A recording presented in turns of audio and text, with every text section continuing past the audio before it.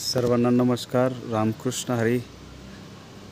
आपण सध्या बीड शहरामध्ये आहोत आणि बीड शहरातील जे सुप्रसिद्ध मंदिर आहे शनी मंदिर देवस्थान या ठिकाणी आहोत.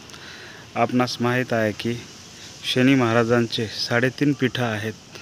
ते 3.5 पीठं म्हणजे सगळ्यात महत्त्वाचं जे हे आहे पीठ आहे उज्जैनला आहे एक पीठ. मध्य प्रदेश उज्जैन या ठिकाणी उज्जैनला आहे एक पीठ आहे उज्जैनचं. त्यानंतर दुसरं पीठ आहे नस्तानपूर. तिसरं पीठ आहे राक्षस भुवन गेवराई तालुक्यातलं. आणि जे अर्धपीठ आहे ते अर्धपीठ म्हणजे आपल्या बीडचं हे शनी महाराजांचं पीठ आहे. शनी महाराज देवस्थान बीड. तर या अत्यंत पुरातन मंदिर आहे. या मंदिराचं व्यवस्थापन नियोजन हरिभक्तपरायण रामनाथ भाऊ खोड हे करीत आहेत. तर आपण ह्याचं बघू शकतो. या मंदिराची आख्यायिका ही खूप जबरदस्त आहे. तर तीसुद्धा आपण ऐकणार आहोत. या मंदिराचं वैशिष्ट्यसुद्धा आपण ऐकणार आहोत. प्रत्यक्ष या मंदिर समितीचे अध्यक्ष रामनाथ भाऊ खोड. या मंदिराला हजारो वर्षाचा इतिहास आहे. तर तो काय आहे कसा आहे हे आपण जाणून घेऊया रामनाथ भाऊ खोड यांच्याकडून. शनी मंदिर 3.5 पीठापैकी एक अर्धपीठ याविषयी अधिक माहिती. तर हे आहेत हरिभक्तपरायण धर्मभूषण रामनाथ भाऊ खोड जे अध्यक्ष आहेत देवस्थानचे. त्यांना या मंदिराचं जे महात्म्य आहे त्याविषयी माहिती विचारूया. भाऊ रामकृष्ण हरी.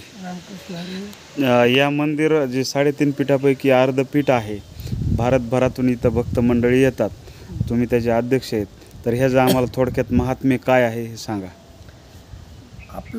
आपलं जे स्थान आहे ते भारतातील शनीच्या 3.5 शक्तिपीठापैकीतलं एक अर्धशक्तिपीठ आहे जे आपल्या चंपावती नगरीमध्ये वसलेलं आहे.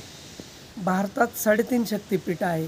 एक पीठ उज्जैन, दुसरं पीठ नाशिक, तिसरं पीठ राक्षस भुवन आणि त्यातलं हे अर्धपीठ आहे.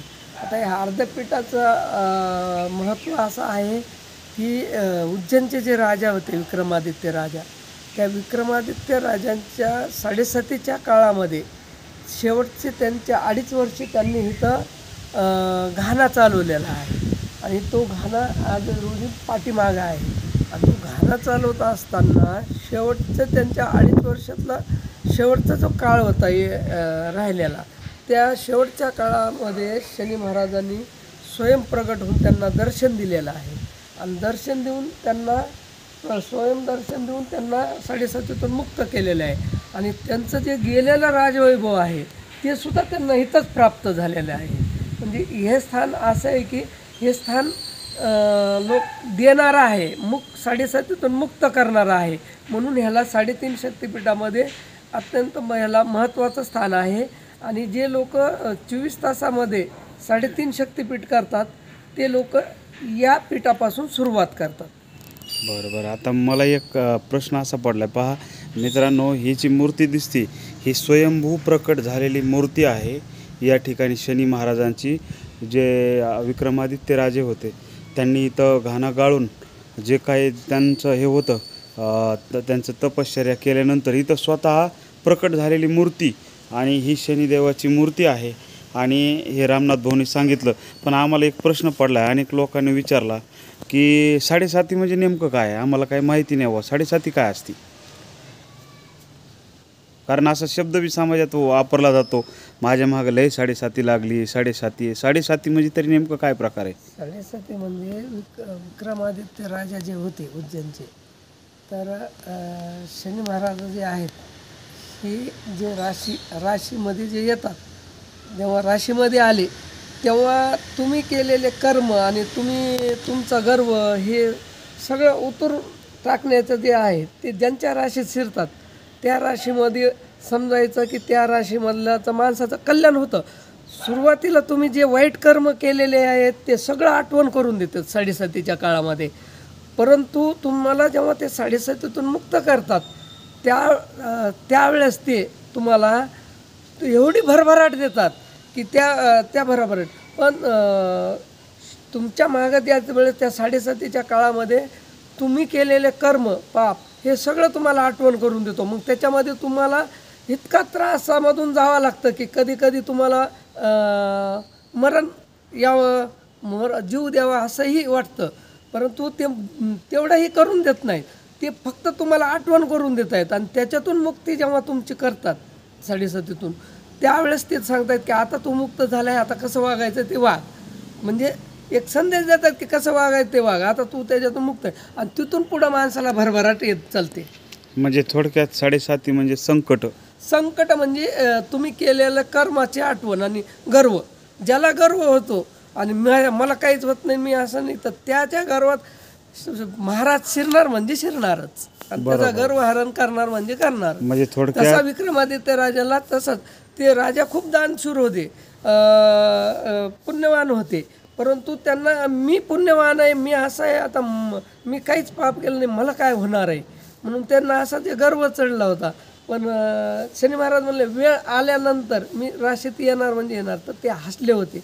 मग त्या हसण्यामुळं तो प्रकार घडलेला. आणि त्यांच्या 7.5 जेव्हा ते राशीत ग्रहात आले राशीमध्ये, तेव्हा त्यांचं ते राजवैभव गेलं. त्याच्यामध्ये ते भरकटत उज्जैनहून इथं आलेले आहेत. आणि इथं त्यांचे हातपाय तोडल्यानंतर इथं हे जे आपलं जे ह्याला कनक अरण्य जे म्हणतात, ते अरण्यामध्ये इथं म्हणजे सगळं जंगलच होतं. पहिलं आपल्याला बीडला तामनिंदापूर म्हणून ओळखायचे. त्याच्यानंतर आपलं चंपावती नगरी, त्याच्यानंतर भीड, आणि भीडच्या नंतर बीड, असे 4 ह्याच्यामध्ये नावामध्ये आपलं रूपांतर झालेलं आहे. तर हे चंपावती नगरीच्या तामनिंदापूर जेव्हा नाव होतं, ते आज आपण नवनाथाच्या पोथीमध्ये, शनी महात्म्यामध्ये हे नाव आपण ऐकून आहेत. आणि चंपावती नगरी हे आपण नवनाथाच्या पोथीमध्ये ऐकतो. तर हे स्थान जे आहे, हे स्थान अत्यंत ह्याचं आहे. ह्या स्थानमध्ये भिण्याची गरज नाही. लोक शनीची भीती दाखवून हे करतात, पण हे भिणारं स्थान नाही, हे देणारं स्थान आहे, मुक्त करणारं स्थान आहे. त्याच्यामुळं भाविक भक्तांनी कोणतेही हे म्हणजे हे न पाळता, म्हणजे भीती न पाळता त्यांनी इथं यावं, दर्शन घ्यावं. त्यांना ह्या शनी पावणारा आहे, त्यांच्या 7.5 येणारा नाही. म्हणजे थोडक्यात लोक संकट देणारा नाही. लोक जे म्हणतात की बाबा संकट शनी जर म्हणजे शनी आला तुमच्या ह्याच्यात, म्हणजे ह्या देवाला भ्यायची गरज नाही लोकांनी.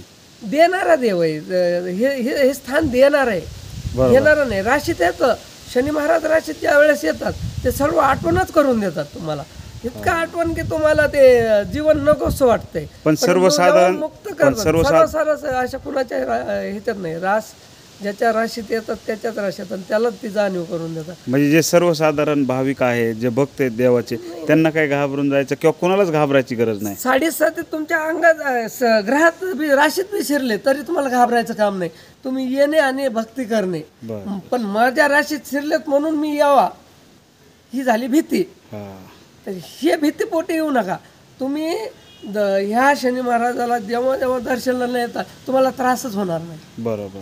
हे त्रासातून मुक्त करणारं स्थान आहे. अगदी. त्यामुळं कोणतेच हे बाळगू नये, म्हणजे भीती बाळगू नये. सरळ आपलं मन साफ करून इथं दर्शनाला यावं. ज्याचं मन साफ, ज्याच्या मनात पाप आहे त्यालाच ताप होत असतो, पण ज्याचं मन साफ आहे त्याला कसलाच ताप होत. आणि खरोखर हे जे तुम्ही पवित्रता बघितली, नक्की या बीड जिल्ह्यातल्या आणि सगळ्या माझ्या मित्रांना विनंती, तुम्ही नक्की एकदा येऊन हे जे अर्धपीठ आहे इथं भेट द्या. की इतकं सुंदर आणि पवित्र आहे की इथं खरंच दिव्यत्वाची तुम्हाला प्रचिती आल्याशिवाय राहणार नाही. खूप सुंदर असं वातावरण आहे. रामनाथ भाऊ स्वतः विकासावर लक्ष देऊन आहेत. आणि नक्की तुम्ही बीडच्या आमच्या शनी महाराजांना एकदा भेट द्यावी आणि दर्शन घ्यावं, आणि निश्चित तुम्ही त्या पवित्रतेचा, मांगल्याचा अनुभव घ्यावा. एवढंच सांगतो. रामकृष्ण हरी. जय शनिदेव.